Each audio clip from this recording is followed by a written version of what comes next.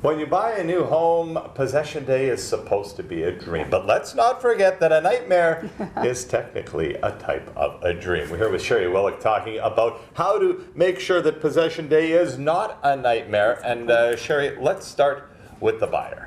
Absolutely. So a couple different things on the buyer side is to have reasonable expectations.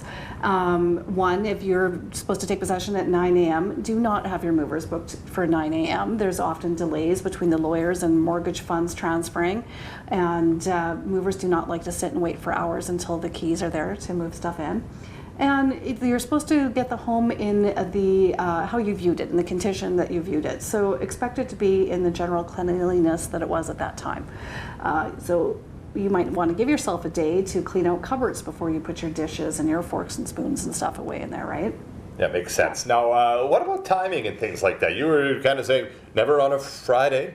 Well, I mean, yeah, exactly. What if there is delays? What if the mortgage instructions that were sent were wrong and it's 4 o'clock on Friday and no one's going to fix it till Monday?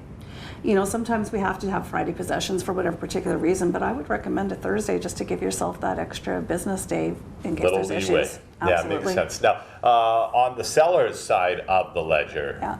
Well, I mean, number one, it isn't mandatory to have walkthroughs before we hand over keys here and in our business, and I think it should be. It's a best practice. As a listing agent, I'm going to walk through that house before I give the buyer's agent the keys. I want to make sure everything's okay. That they didn't take out the washer and dryer that were supposed to remain, or that bar fridge that was part of the contract. And a lot of times it's that they didn't leave their junk behind. It would amaze you how many times people are like, oh, well, that junk was there when I moved in. Well, they don't want it. Like, it's supposed to be gone. And that's where a lot of the issues come in, is those kind of things that can be mitigated by a quick walkthrough. Yeah, no doubt about it. I know.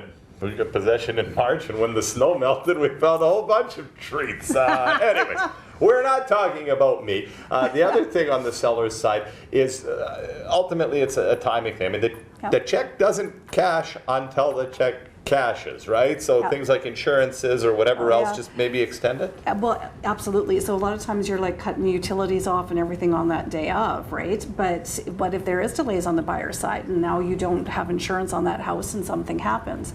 Or in the case of the forest fires in cabins a year or so ago, that was then you have no insurance on this, right? Yeah, good luck getting a renewal or whatever else, repaying even a hookup fee for something like power, just extra little nuisances, and always wonderful. That's why you get a realtor like Sheri Willick to give you all those things that you should know, but you just might not, and well, you probably know it already. The website is sherywillick.com.